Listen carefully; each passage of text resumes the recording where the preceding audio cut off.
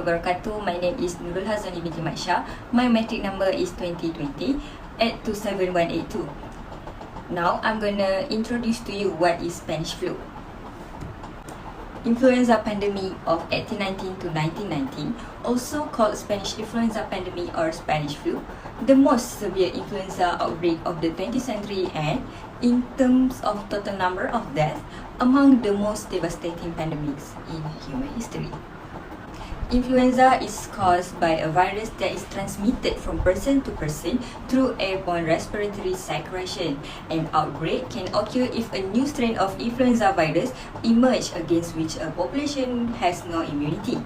The influenza pandemic of 1918 to 1919 resulted from such an occurrence and affected populations throughout the world.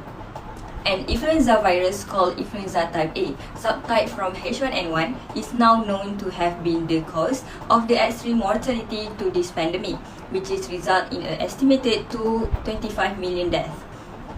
Thus, some researchers have projected that it caused as many as 40 to 50 million deaths. The pandemic occurred in three waves. The first apparently originated early March 1918 during World War I. Although it remains uncertain where the virus first emerged, it quickly spread throughout Western Europe, and by July, it had spread to Poland. The first wave of influenza was comparatively mild. However, during the summer, a more lethal type of disease was recognized, and this form fully emerged in August 1918. Pneumonia often developed quickly, with death usually coming 2 days after the first indication of the flu. For example, at Camp Devens, Massachusetts, US, 6 days after the first cases of influenza was reported, there were 6,674 cases. The third wave of the pandemic occurred in the following winter, and by the spring, the virus had run its course. In the two later waves, about half the deaths were among 20 to 40 years old, and unusually mortality age pattern for influenza. Outbreaks of the flu occur in nearly every inhabited part of the world, first in ports, then spreading from city to city along the main transportation routes. India is believed to have suffered at least 12.5 million deaths during the pandemic, and the disease reached distant islands east the South Pacific, including New Zealand and Samoa. In the United States, about 500 million people died. Most deaths worldwide occurred during the brutal second and third wave. Hi, my name is Nurul Batrisha binti Muhammad Salmi. So now I will explain about the causes of Spanish flu, the medical treatment of Spanish flu, and also the ways to prevent the Spanish flu. So first, the causes. So the Spanish flu was caused by an H1N1 virus with genes of avian origin. This virus, type A, was started from some types of birds, which means bird host, then transmitted to other mammals. So this virus mainly spread by direct contact between they who are infected and healthy by skin and sharing things such as milks. So how the influenza attack? So the H1N1 virus was infect the respiratory system, such as destroy the lung tissue. So the patients will have their lungs filled with fluid and make them unable to breathe. A fact about the Spanish flu is the Spanish flu variant is only infect the respiratory tract and unable to damage the other organs in the body, such as the spleen. Next, medical treatment for Spanish flu. So first, take a vaccine to help prevent the seasonal flu.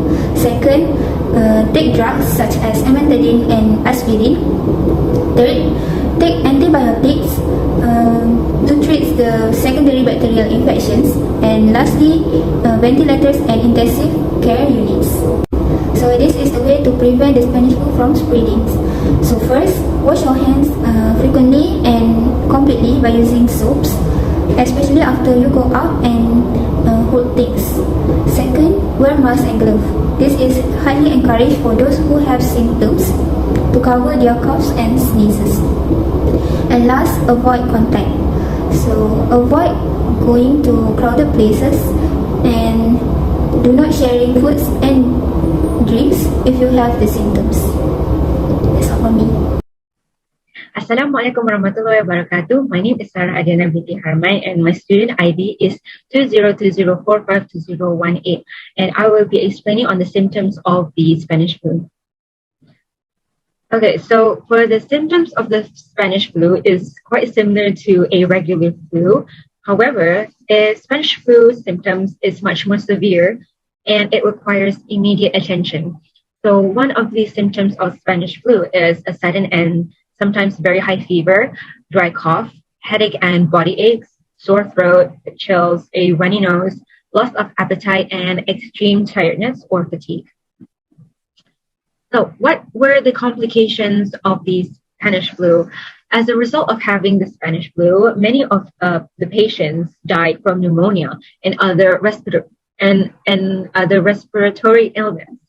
So other than that, the other patients also died on the same day that they got infected by the Spanish flu.